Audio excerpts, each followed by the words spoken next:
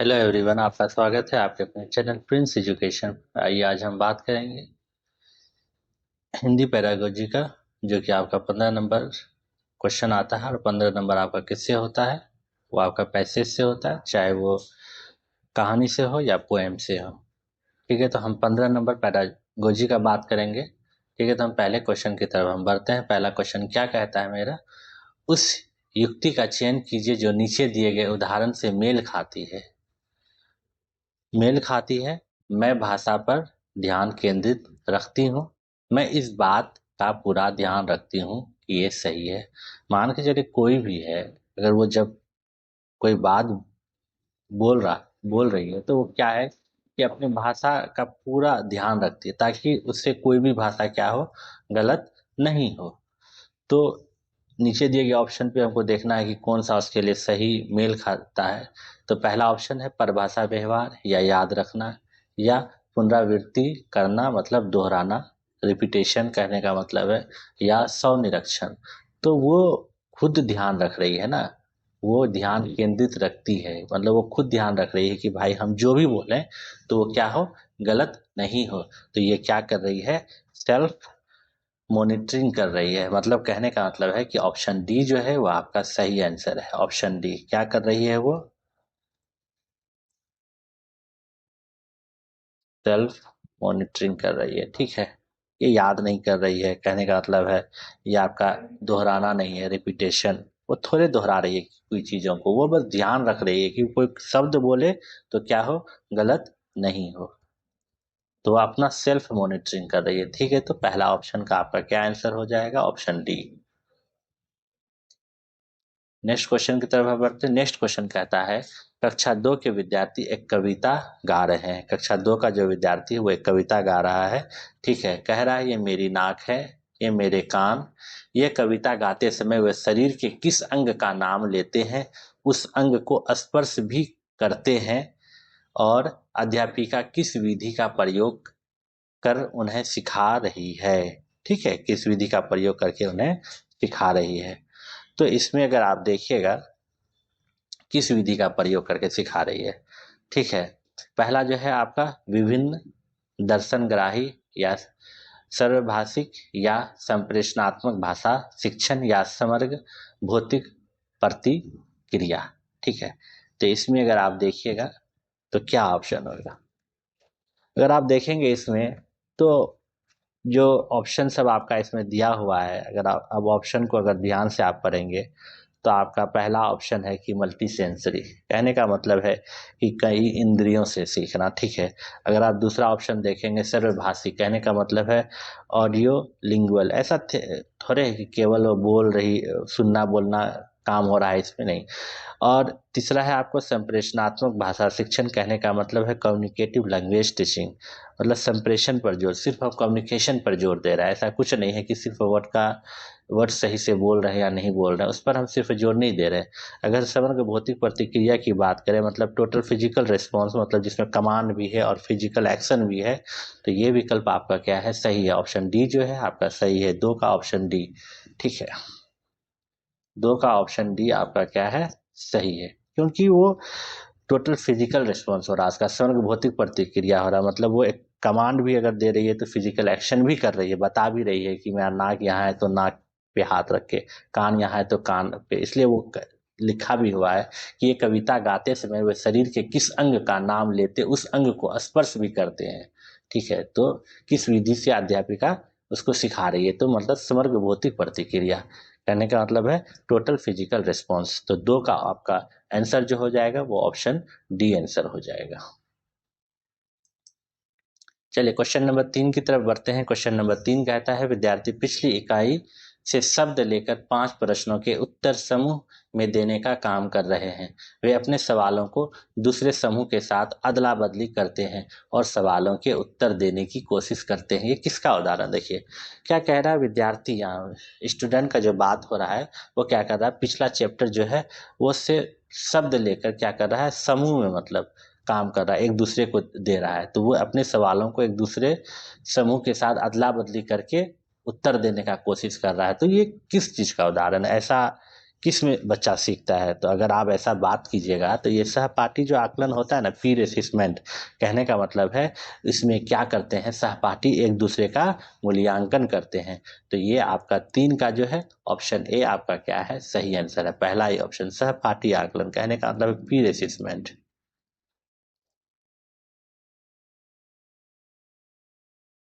इसमें क्या करते हैं कि सहपाठी जो है, जो बच्चे सहपाठी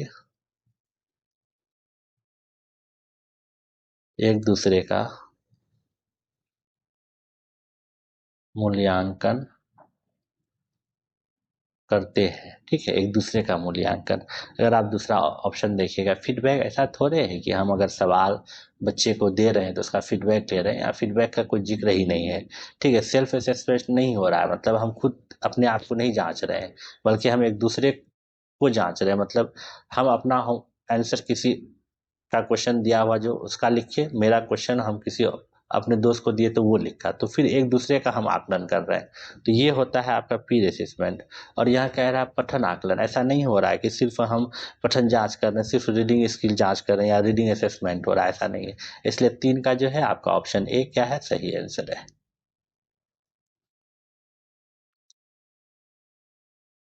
क्वेश्चन नंबर 4 अगर आप देखिएगा, क्वेश्चन नंबर 4 कहता है मुझे ये काम बहुत ही पसंद है। मुझे ये काम बहुत ही पसंद है जब अध्यापिका मुझे एक कार्ड देती है जिस पर कोई शब्द या वाक्य लिखा होता है। मैं उससे संबंधित अभिनय करती हूँ और समूची कक्षा उस शब्द वाक्य के बारे में अनुमान लगाती है। शिक्षार्थी का प्राथमिकताओं के साथ शिक्षार्थी की टिप्पणी की पहचान कीजिए। ठीक है, मतलब कि एक विद्यार्थी है, वो कह रही है कि जब एक कार्ड देती है ना, उसमें शब्द कुछ या वाक्य लिखा होता है, तो उसके संबंधी जब अभिनय करते हैं तो उस और सूची कक्षा और शब्द वाक्य के बारे में अनुमान लगाती है, तो कि मतलब कि किस टिप्पणी का आखिर यहाँ पे उसी चीज को हमको क्या करना है, पहचान करना है। अगर आप पहला ऑप्शन देखिएगा, जब मैं गति बोधक तरीके से संलग्न रहती हूँ तो तो मुझे भाषा अच्छी तरह से याद रहती है। जब मैं देखती हूँ तो मुझे भाषा अच्छी तरह से याद रहती है। जब मैं सुनती हूँ तो मुझे भाषा अच्छी तरह से याद रहती है। जब मैं कार्ड से वाक्य को याद करती हूँ तो मुझे भाषा अच्छी तरह से याद रहती है। तो अगर आप पहला ऑप्शन अगर 4 का आप देखिएगा तो क्या आंसर होगा।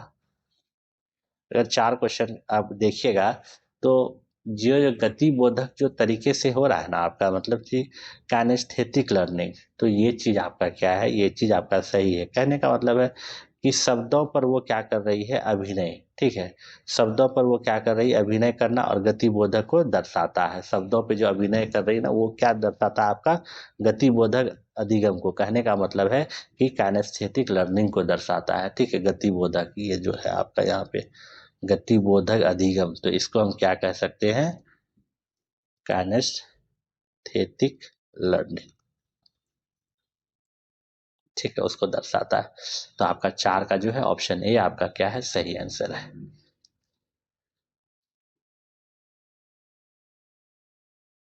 चलिए नेक्स्ट क्वेश्चन की तरफ बढ़ते हैं, क्वेश्चन नंबर 5। क्वेश्चन नंबर अगर 5 को आप देखिएगा, क्वेश्चन नंबर 5 में आपका एसेशन और रीजन का क्वेश्चन आ गया, ठीक है।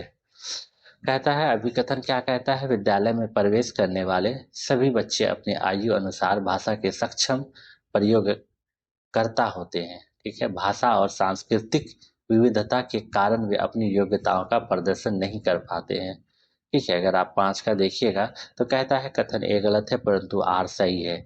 ए आर दोनों सही है, आर ए की व्याख्या करता है, या ए आर दोनों सही है परंतु आर ए की व्याख्या नहीं करता है, ठीक है। अगर आप यहाँ देखिएगा ना, देखिए विद्यालय में प्रवेश करने वाले सभी बच्चे अपनी आयु अनुसार भाषा के सक्षम प्रयोग करता होते हैं, ये बात सही है, ठीक है। और अगर आप दूसरा देखिएगा, भाषिक और सांस्कृतिक विविधता के कारण वे अपनी योग्यताओं का प्रदर्शन नहीं कर पा रहे हैं, ठीक है, ये भी सही है। लेकिन ये है कि ये जो है व्याख्या नहीं कर रहा है, ठीक है।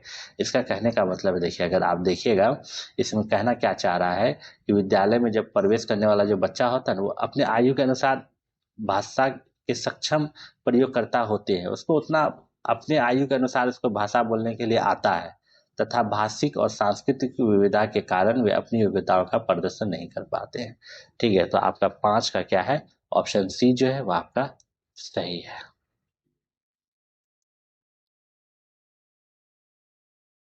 क्वेश्चन नंबर 6 की तरफ बढ़ेंगे। क्वेश्चन नंबर 6 कहता है कक्षा 5, ठीक है, कक्षा 5 का मंजित अपने अध्यापक से अलग शैली में बात करता है, अपने मित्रों से कुछ अलग तरीके से और एक 2 वर्षीय बच्चे से कुछ अलग तरह से बात करता है। इसका तात्पर्य ये हुआ कि मंजित जानता है कि सामाजिक स्थितियों में भाषा का प्रयोग किस तरह से करना है।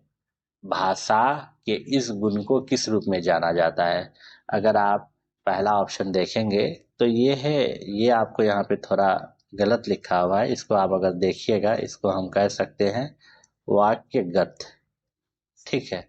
और ये उसके बाद दूसरा ऑप्शन है प्रकृतिवादी या अर्थगत या उपयोगितावादी, ठीक है। ये चीज आपका ये ऑप्शन है क्वेश्चन नंबर 6 का, ठीक है। क्वेश्चन नंबर 6 में आपका क्या आंसर होगा। अगर आप देखिए पहला जो वाक्यगत कहता है वो क्या होता है कि ग्रामर स्ट्रक्चर, मतलब कि हम ग्रामेटिकल व्याकरण की बात कर रहा है, ऐसा कुछ नहीं है। प्राकृतिक, और उसके बाद अर्थगत मतलब मीनिंग ऑफ वर्ड्स, मतलब कि वर्ड का मतलब हम बता रहे हैं, ठीक है। और इसमें क्या कह रहा है, उपयोगितावादी कहने का मतलब है, इसमें कह रहा है कि जो परिस्थिति के अनुसार भाषा का प्रयोग हो रहा है, ठीक है। परिस्थिति के अनुसार, अब छोटा बच्चा है तो आप छोटे बच्चे के अनुसार बात करें। अब उसके सामने आप इंग्लिश झाड़ने लगिए तो बात होगा नहीं ना होगा। अब सर हैं, अगर कोई आपका अध्यापक है तो आप एक अच्छे मैनर में अध्यापक से बात कीजिएगा ना, लेकिन एक दोस्तों में एक जैसे बातचीत होता है नॉर्मल, उस तरीके से। तो वो क्या कर रहा है कि मतलब कि वो अपने परिस्थिति के अनुसार क्या करता है, भाषा का प्रयोग करता है। इसलिए 6 का जो है आपका ऑप्शन डी जो है वो आपका सही है, ठीक है। कि परिस्थिति के अनुसार, ठीक है ना। तो ऑप्शन डी आपका 6 का सही है।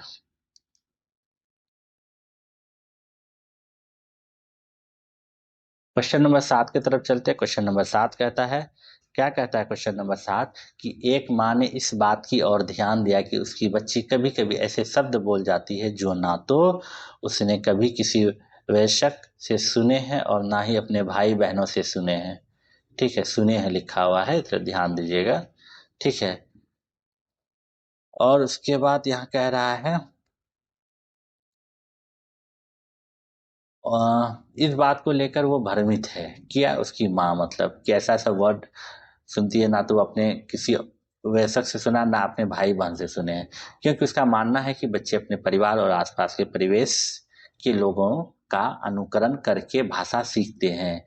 उसका ये मत किसके प्रतिध्वनित मेल खाता है, ठीक है, ये चीज है।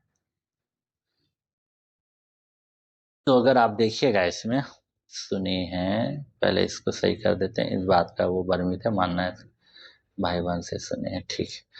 बहुभाष भाषावाद या सहजवाद, ठीक है, या व्यवहारवाद या रचनावाद, बोलिए क्या होगा। 7 का कौन सा ऑप्शन है, ठीक है। 7 का अगर आप ऑप्शन देखिएगा ना, पहला आपका क्या कहता है, बहुभाषावाद कहने का मतलब है मल्टीलिंगुअलिज्म की बात कर रहा है। ये आपका क्या हो जाएगा, देखिए ये आपका हो जाएगा मल्टीलिंगुअलिज्म, ठीक है। कहने का मतलब है ये बहुत सारा लैंग्वेज जानता है, ठीक है।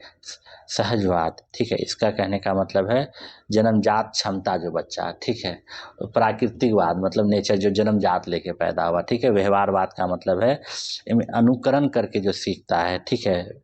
इसको हम कह सकते हैं बिहेवियरिज्म, ठीक है।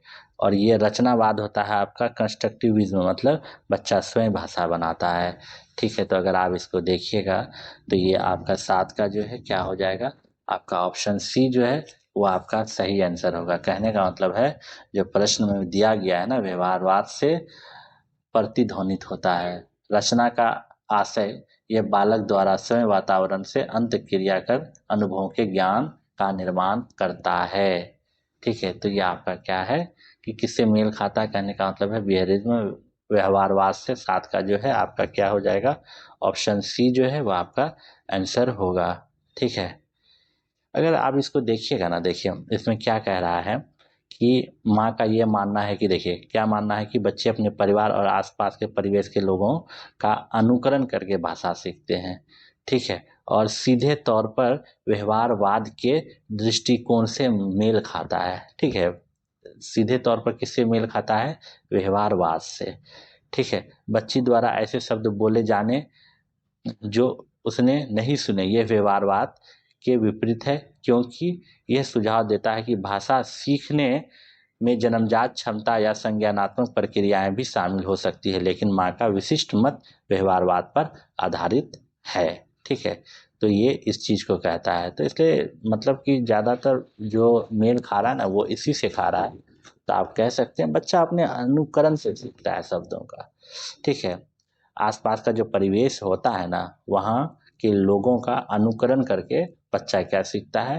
भाषा सीखता है, तो ये जो दृष्टिकोण है वो किस चीज को दर्शाता है, व्यवहारवाद को दर्शाता है। सात का क्या है आपका ऑप्शन सी जो है वो सही आंसर है। ठीक है, क्वेश्चन नंबर अगर 8 की आप बात कीजिएगा, क्वेश्चन नंबर 8 आपका क्या कहता है, क्वेश्चन नंबर 8 आपका कहता है कि कौशलों के उस समूह को क्या कहेंगे जो बच्चे औपचारिक पठन निर्देश शुरू करने से पहले विकसित कर लेते हैं, जो बाद के अकादमिक कौशलों के लिए बुनियादी प्रदान करता है, ठीक है, इसमें आप देखिएगा, देखिए पहला कह रहा है उद्गामी साक्षरता, कहने का मतलब है इमरजेंट लिटरेसी, ठीक है, ये आपका क्या होता है, प्रारंभिक प्रारंभिक क्या होता है, साक्षरता होता है, ठीक है, प्रारंभिक, और ये यहाँ पे बात क्या कर रहा है, देखिए बुनियादी प्रदान करता है, ठीक है, बुनियादी का बात कर रहा है, और इसमें देखिएगा उद्गामी समाधान कहने का मतलब है इमरजेंट, इसका मतलब होता है कि प्रॉब्लम सॉल्विंग, मतलब पठन से संबंधित नहीं है, ठीक है, और उद्गामी पाठ्य चर्चा कहने का मतलब है कि मतलब फ्लेक्सिबल सिलेबस है, ठीक है, और उभरता पाठ्यक्रम, और अगर उद्गामी गुणधर्म की बात करेंगे तो क्या होता है, सामान्य गुण, ठीक है, अगर ये बुनियादी का बात कर रहा है ना तो हम इसमें कह सकते हैं भाई जो आपका आंसर होगा वो ऑप्शन 8 का क्या होगा, ए होगा, कहने का मतलब है इमरजेंट लिटरेसी, मतलब प्री रीडिंग स्किल की हम बात कर रहे हैं, ठीक है, क्या हो रहा है, प्रारंभिक साक्षरता की बात कर रहे हैं, यहाँ हम क्या बात कर रहे हैं, प्री रीडिंग स्किल की बात कर रहे हैं, ठीक है, जिसका मतलब है कि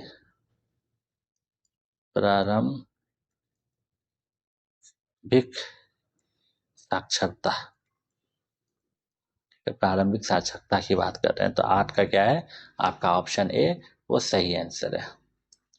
चलिए नेक्स्ट क्वेश्चन की तरफ बढ़ते हैं। नेक्स्ट क्वेश्चन कहता है 9 नंबर, एक दादी नानी अपने घर में छोटे बच्चों को पुस्तकों से कहानियां पढ़कर सुनाना पसंद करती है, इस तरह से वो इस तरह से वो उन्हें पुस्तकों व नए विचारों से परिचित करवाती है और बच्चे भी इस प्रक्रिया में सक्रिय रूप से संलग्न रहते हैं, इस तकनीक को किस रूप से जाना जाता है। अगर आप देखिएगा इसको, मतलब इसमें क्या कह रहा है, देखिए कहानी सुनाना पसंद करते हैं, ठीक है, और इसमें बच्चे भी इस प्रक्रिया में क्या करते हैं, सक्रिय रूप से संलग्न रहते हैं, बच्चा भी मतलब पूरा एक्टिव है इस प्रक्रिया में, तो आप इसको क्या कहिएगा, अगर आप इसको कहिएगा, ये आपका देखिए ये जो आपका क्या है, ये साझा पठन कह सकते हैं आप, ठीक है, शेयर रीडिंग, साझा पठन, शेयर रीडिंग, शेयर रीडिंग,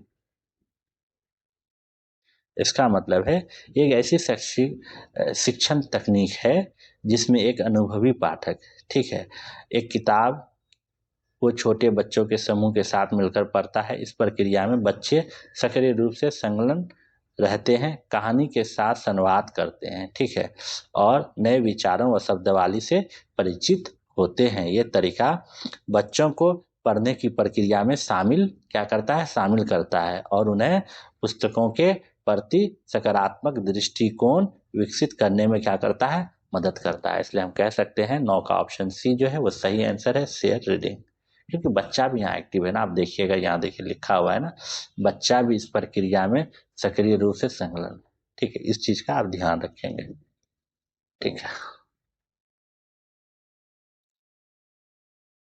संलग्न, इसको आप इस तरीके से लिख सकते हैं, ठीक है। ये चीज 9 का आपका क्या है, सक्रिय रूप से। देखते यहाँ देखिए सक्रिय रूप से, इसलिए ये सब वर्ड को थोड़ा ध्यान दीजिएगा। पूरा मतलब बच्चा भी इसमें एक्टिव है। तो 9 का क्या है आपका ऑप्शन सी जो है वो सही आंसर है। चलिए नेक्स्ट क्वेश्चन, क्वेश्चन नंबर 10 की तरफ बढ़ते हैं। क्वेश्चन नंबर 10 क्या कहता है, क्वेश्चन नंबर आपका 10 कहता है कि पठन सिखाने का वो उपागम जिसमें मूल तत्वों जैसे वर्णों और स्वनिम से शुरू किया जाता है और जिसमें बच्चे को यह सिखाया जाता है कि समग्र रूप से पठन सीखने से पहले स्वनिम को शब्दों से मिलाया जाता है, इस उपागम को क्या कहेंगे? बोलिए, इस उपागम को हम क्या कहेंगे? अगर आप देखिएगा तो इसमें जो पहला ऑप्शन है वो क्या है, संरचनात्मक उपागम। ठीक है, उसके बाद आपका जो दूसरा ऑप्शन दिया वो क्या दिया, शीर्ष अधोमुखी उपागम, मतलब टॉप डाउन। ठीक है, ऊपर से नीचे तक। ठीक है, उसके बाद अगर आप तीसरा ऑप्शन देखिएगा अधोमुखी उपागम, मतलब नीचे से ऊपर तक। ठीक है, उसके बाद देखिएगा मतलब बॉटम टू टॉप कह सकते हैं आप। ठीक है, उसके बाद चौथा ऑप्शन दिया समग्र भाषा उपागम। ठीक है, तो इसमें 10 का आपका आंसर क्या होगा? अगर आप 10 का ऑप्शन देखिएगा तो वो आपका क्या होगा, देखिए क्या कह रहा है कि मूल तत्वों जैसे वर्णों और स्वनिम से शुरू किया है। ठीक है, इसमें हम कह सकते हैं कि हम जो शुरू किए हैं वो बॉटम से अप, मतलब कि ऑप्शन सी जो है आपका सही आंसर है। कहने का मतलब है पहले लेटर, फिर उसके बाद उसका क्या मीनिंग, मतलब अक्षर से हम क्या उसका अर्थ जान रहे हैं। तो ये चीज इसी के बारे में कहा गया है। 10 का आपका क्या है, ऑप्शन सी जो है सही आंसर है।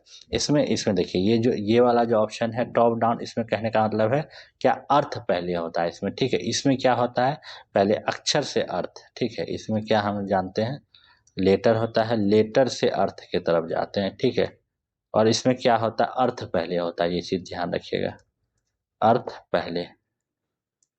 ठीक है, और ये क्या होता है, ये जो संरचनात्मक उपागम होता है ग्रामर फोकस्ड होता है, मतलब कहने का मतलब है कि उसी उस पर ज़्यादा फोकस करता है, ग्रामर स्ट्रक्चर पे। ठीक है, और ये समग्र भाषा उपागम का मतलब है कि नेचुरल लैंग्वेज। ठीक है, 10 का आपका क्या हो जाएगा, ऑप्शन सी जो है वो सही आंसर है। चलिए नेक्स्ट क्वेश्चन की तरफ बढ़ते हैं। क्वेश्चन नंबर 11, क्वेश्चन नंबर 11 आपका क्या कहता है कि अभिकथन एक धनात्मक वर्तनी के प्रयोग से सही वर्तनी लिखना सीखने का योग्यता मंद पड़ जाती है। कारण, रीजन उसका क्या था, जब बच्चे पारंपरिक वर्तनी के स्थान पर अपनी आविष्कृत वर्तनी का उपयोग करते हैं, तब यह सही वर्तनी लिखने की उनकी योग्यता का मंद नहीं करती है। तो अगर आप देखिएगा 11 में आपका, ठीक है, इसमें देखिए लिखा हुआ क्या लिखा हुआ, मतलब कहने का मतलब है ये जो पहला जो अभिकथन कह रहा है आपका धनात्मक वर्तनी के प्रयोग से सही वर्तनी लिखना सीखने की योग्यता मंद पड़ जाती है, ऐसा नहीं है। ये चीज आपका क्या है, ये आपका गलत है। ठीक है, ये जो है आपका गलत है। अगर हम रीजन की बात करें, जब बच्चे प्रारंभिक वर्तनी के स्थान पर अपनी आविष्कृत वर्तनी का उपयोग करते हैं, तब ये सही वर्तनी लिखने की उनकी योग्यता को मंद नहीं करता। सही बात है, ये जो है आर का आपका सही है और ए गलत है और आर आपका सही है। ठीक है, तो ऑप्शन ए जो है आपका सही है।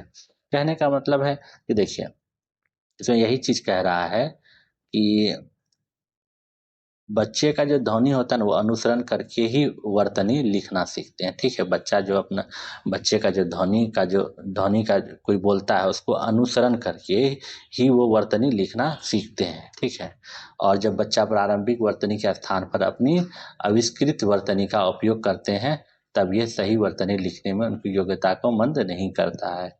ठीक है, तो ये चीज है, ये कथन क्या है आपका सही है रीजन। ठीक है ना, 11 का आपका क्या है, ऑप्शन ए सही आंसर है। ठीक है, नेक्स्ट क्वेश्चन 12 की तरफ बढ़ते हैं। नई भाषा सीखते समय क्या कह रहा है कि नई भाषा सीखते समय बहुत से विद्यार्थी भाषा का अद्वितीय उच्चारण संबंधित नियमों के कारण भाषा बोलते समय प्राय आत्मविश्वास की कमी का सामना करते हैं। इस समस्या को दूर करने का तरीका क्या है, इस समस्या को दूर करने का क्या तरीका है? ठीक है, देखिए इस समस्या को दूर करने का तरीका है, आप ऐसा कह सकते हैं कि 12 का जो अगर आप देखिएगा, जब जब उन्हें समस्या आए उनकी गलती में सुधार किया जाए। ठीक है, ये ऐसा नहीं कर सकते हैं, लेकिन बच्चे कक्षा में स्वर वाचन करें ऐसा नहीं है। ठीक है, कक्षा में ऐसे खेलें जैसे गतिविधियों का प्रयोग किया जाए जिसमें मौखिक अंतक्रिया अधिक हो। सही बात है, 12 का ऑप्शन सी जो है वो आपका सही है कि हम क्लास कक्षा में ऐसे गतिविधि का उपयोग करें जिसमें मौखिक मतलब अंत क्रियाएं अधिक हो। तो जो ये जो हो रहा है ना, मतलब विद्यार्थी भाषा के अद्वितीय उच्चारण संबंधी नियमों के कारण भाषा बोलते समय प्राय आत्मविश्वास की कमी का सामना करता है, तो क्या हो जाएगा, दूर हो जाएगा इस चीज से। इसलिए कक्ष को हमको वैसा ही बनाना चाहिए जैसे बच्चे को कोई दिक्कत नहीं हो। ठीक है, हर एक चीज वो सीखे मतलब। तो इसलिए कक्षा को में ऐसे खेलो जैसे गतिविधियों का प्रयोग किया जाए जिसमें मौखिक अंतक्रियाएं अधिक हो। ठीक है, इसमें क्या होता है आपका, जब विद्यार्थी नई भाषा सीखते समय जो उच्चारण संबंधित समस्या का जो कारण होता है ना, क्या होता है कि आत्मविश्वास की कमी का सामना करना पड़ता है। उसके उच्चारण सही से नहीं कर पाता है तो क्या होता है, उसको आत्मविश्वास का कमी हो जाता है। तो क्या होता है, तब वे प्रभावित तरीके से कक्षा में ऐसी गतिविधियों का प्रयोग करना है जिसमें क्या होता है, मौखिक बातचीत अधिक हो, जिसमें मौखिक बातचीत पर अधिक जोर दिया जाए। जब मौखिक बातचीत पर अधिक जोर दिया जाएगा तो उसका उच्चारण क्या होगा, सही होगा। ठीक है, खेलों में जैसे गतिविधियों जो बच्चे सहज महसूस करते हैं, जिसमें कंफर्टेबल बच्चा महसूस करेगा और स्वाभाविक रूप से भाषा का प्रयोग करने के लिए प्रोत्साहित होते हैं। इससे क्या होता है, उसका आत्मविश्वास क्या होता है, बच्चे का बढ़ता है। तो 12 का आपका ऑप्शन सी। देखिए, आप जब क्वेश्चन को पढ़ेंगे ना, क्वेश्चन अगर एक बार में नहीं समझ में आया तो आप फिर पढ़िए, और जब क्वेश्चन अगर आप समझ गए तो आंसर निकाल लीजिएगा, इतना जान लीजिए। ठीक है, कोई कोई वर्ड टिपिकल होता है, लेकिन आप जब क्वेश्चन को पढ़ेंगे सही ढंग से तो वो भी वर्ड क्या है आपका समझ में आ जाएगा और आराम से आप आंसर ढूंढ लेंगे। तो क्वेश्चन नंबर 13 की तरफ हम बढ़ते हैं। क्वेश्चन नंबर 13 कहता है, कक्षा 3 की अध्यापिका, ठीक है, अपने शिक्षार्थियों को नई शब्दावली से परिचित करवा परिचित करवा रही है। निम्नलिखित में से कौन सा नई शब्दावली सीखने का प्रभावशाली तरीका है। देखिए, इसमें क्या कह रहा है कि कक्षा 3 का जो है ना, वह अध्यापिका मतलब अपने बच्चों को नई शब्द से क्या कर रहा है, परिचित करवा रही है। ठीक है, तो कौन सा जो प्रभावशाली तरीका है कि हम बच्चों को नई शब्द सिखा सकते हैं। तो पहला कह रहा है, अध्यापिका श्यामपट्ट पर शब्द का अर्थ लिखे और शिक्षार्थियों को उसे याद करने के लिए कहे। नहीं, ऐसा नहीं कर सकते हैं कि मतलब कि जोर डाल रहे हैं ना कि नहीं आप ये करके आइए। तो अध्यापिका शब्दों का विलोम शब्द बताया और बच्चे उनकी भाषा में उस शब्द का अर्थ बताइए। अध्यापिका अपने बच्चों को ठोस परिभाषा बताए। ऐसा नहीं है, कक्षा 3 में आप बच्चों को अगर ठोस परिभाषा बताइएगा तो फिर वो समझ में नहीं आएगा ना। और कक्षा 3 का बच्चा को आप एकदम वर्ड मीनिंग 10 ठो लिख दिए याद करके आइए तो फिर उसके लिए मुश्किल है, कक्षा 3 का बच्चा है ना। अगर अध्यापिका स्थिति विशेष के अनुसार उस शब्द का अर्थ, हाँ सही बात है, सिचुएशन के अनुसार। ठीक है, हम क्या कर रहे हैं कि सिचुएशन के अनुसार अगर बच्चे को समझाने का कोशिश करेंगे किसी भी शब्द का अर्थ, तो बच्चा क्या करेगा, समझेगा और उसको नई शब्दावली सीखने में मदद मिलेगा। तो ये 13 का जो है ऑप्शन डी आपका क्या है, वो सही आंसर है। ठीक है, वो देखिए पहला जो कह रहा है ना, वो क्या कह रहा है, मतलब कि याद करने के लिए दे दिए, वो रोट मेथड हो गया। आप जो जबरदस्ती इसको रखने के लिए दे दिए हैं तो नहीं करना है। और यहाँ कह रहा है कि विलोम शब्द दिया और उसका अर्थ, भाई ऐसा थोड़े है कि आप कोई शब्द दे दिए, बच्चा जान ही नहीं रहा है उसका, ये कहाँ से बता देगा अर्थ। और ठोस परिभाषित आप नहीं कह सकते कि एकदम बच्चा को हम कठिन शब्द दे दिए हैं। तो इसलिए इसमें जो ऑप्शन डी है वो जो वैसा विशेष स्थिति जो सिचुएशन होता है ना, उसके अनुसार अगर बच्चों को आप कोई भी वर्ड समझाइएगा ना और उसका अर्थ बताइएगा ना तो समझ जाएगा। तो 13 का क्या है, ऑप्शन डी आपका सही आंसर है। 13 का ऑप्शन डी। चलिए नेक्स्ट क्वेश्चन 14 की तरफ बढ़ते हैं। भाषा सीखना किससे संबंधित है। भाषा सीखना किससे संबंधित है। पहला है आपका कौशल, कहने का मतलब है स्किल, और दूसरा अर्जन, प्रक्रिया, उत्पाद। ठीक है, अगर आप इसमें देखेंगे ये जो आपका इसमें आंसर होगा वो देखिए, पहला आपका क्या आता है, कौशल है स्किल। ठीक है, स्किल क्या होता है, ये देखिए ये सबसे सही उत्तर है। ठीक है, ये जो है आपका सही उत्तर है। कारण है क्यों, क्योंकि इसका इसमें जो है आपका ये एक लैंग्वेज लर्निंग जो सीखने का एक अच्छा तरीका है, ठीक है, जिसमें भाषा के 4 मुख्य कौशल होते हैं। अगर आप देखिएगा, पहले सुनना होता है, फिर बोलना होता है, फिर पढ़ना होता है, फिर लिखना होता है, ठीक है। तो हम भाषा सीखना किससे संबंधित है? इसी से संबंधित है। इसमें आपका 4 जो आपका मुख्य कौशल होता है ना, अगर आप बात करेंगे 4 मुख्य कौशल आपका क्या क्या होता है। सबसे पहले आपका सुनना होता है, ठीक है, उसके बाद आपका क्या होता है? बोलना होता है, फिर आपका क्या होता है? पढ़ना होता है, ठीक है, उसके बाद आपका क्या होता है? लिखना होता है। तो इस चीज का आप क्या करेंगे? ध्यान देंगे, ठीक है। सुनना, बोलना, पढ़ना, लिखना, भाषा सीखना किससे संबंधित है? कौशल से संबंधित है, ठीक है। और ये जो दूसरा ऑप्शन दिया है अर्जन मतलब एक्वाइजेशन, ये जो है ये एक अलग तरीका है, ठीक है। अर्जन एक स्वाभाविक प्रक्रिया जिसमें बच्चा क्या करता है? अपनी मातृभाषा सीखता है, मतलब, ठीक है। और जबकि सीखना एक औपचारिक प्रक्रिया है, ठीक है। और अगर प्रक्रिया देखिएगा, ये क्या होता है? एक प्रोसेस है, ठीक है। और उसके बाद क्या है? नीचे देखिएगा उत्पाद मतलब प्रोडक्ट, कहने का मतलब है भाषा सीखना कोई अंतिम उत्पाद नहीं है, ठीक है, बल्कि कौशल के विकास की एक सतत प्रक्रिया है, ठीक है। हम कह सकते हैं कौशल में जो आपका है कि मेन 4 मुख्य कौशल होता है, सुनना, बोलना, पढ़ना, लिखना। इसी से क्या होता है? भाषा सीखना इसी से संबंधित है। तो 14 का आपका ऑप्शन ए क्या है? वो सही आंसर है। चलिए नेक्स्ट क्वेश्चन 15, लास्ट क्वेश्चन की तरफ हम बढ़ते हैं। लास्ट क्वेश्चन को अगर आप देखिएगा तो आपको क्या कह रहा है? पठन के तरीके को पठन पाठक को क्या करना चाहिए से मिलान कीजिए। अगर आप पहला ऑप्शन देखिएगा अनुमान, ठीक है, और इधर आप जब पढ़िएगा चीज़ों को कि लेखक किसे कहते हैं, ठीक है, लेखक अनुमान से तो लेखक का कोई मतलब नहीं है। अपरिचित शब्दों को समझाने के लिए पाठ्य सामग्री के कुछ हिस्सों में मदद लेनी चाहिए। या तीसरा ऑप्शन है शीर्ष कथन। सिर्फ देखिए, अब ए में आप देखिएगा तो पहला 4 है, बी में देखिएगा ए का 5 है, 1 सब अलग अलग, हम एक खोज लेंगे तो आंसर आ जाएगा, ठीक है। अनुमान का बात कर रहे हैं। शीर्ष कथन या प्रस्तावना पर ध्यान देते हुए देखना चाहिए कि सूचनाएं किस तरह से संचारित की गई है, या पाठ्य वस्तु में भाषा का किस तरह से प्रयोग किया गया है। और इसमें कह रहा है कि पाठ्य सामग्री किस बारे में है, ये जानने के लिए शीर्षकों को चित्र का प्रयोग करना चाहिए, ठीक है। तो अगर आप इसमें देखिएगा तो ये आपका क्या है? ऑप्शन, देखिए अनुमान लगा रहे हैं ना, ठीक है। और अगर आप इसमें देखिएगा तो ये आपका ऑप्शन क्या हो जाएगा? ऑप्शन आपका जो ए का 5 आंसर और 5 किस में है? आपका बी में है, तो ये आपका सही हो जाएगा। अगर आप एक ऑप्शन देखिए गहन पठन, ठीक है, अगर आप ऑप्शन डी डी का खोजिएगा तो डी का देखिए क्या होता है?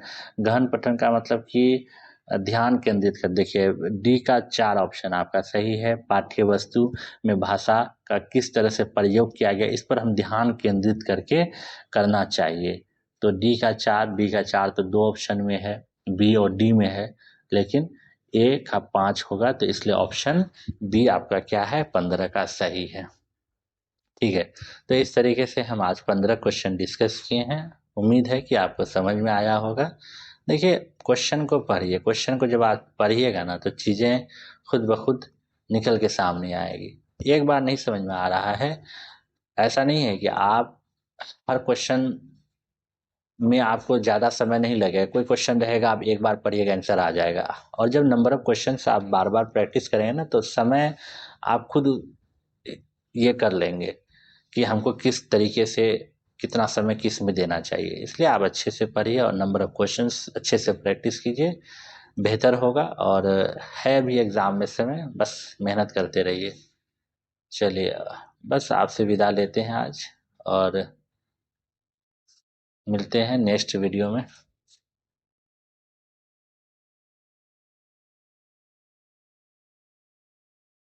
चैनल को सब्सक्राइब और आप लाइक कीजिए। अगर आप नए हैं तो चैनल को सब्सक्राइब कीजिए, और अगर आपको वीडियो अच्छा लगा है तो आप लाइक कीजिए और अपने दोस्तों को भी बताइए। हम लोग नए हैं और लेकिन कोशिश कर रहे हैं कि आपको एक अच्छा कंटेंट दे पाएँ। आप देखिए, उम्मीद है आपको समझ में आएगा।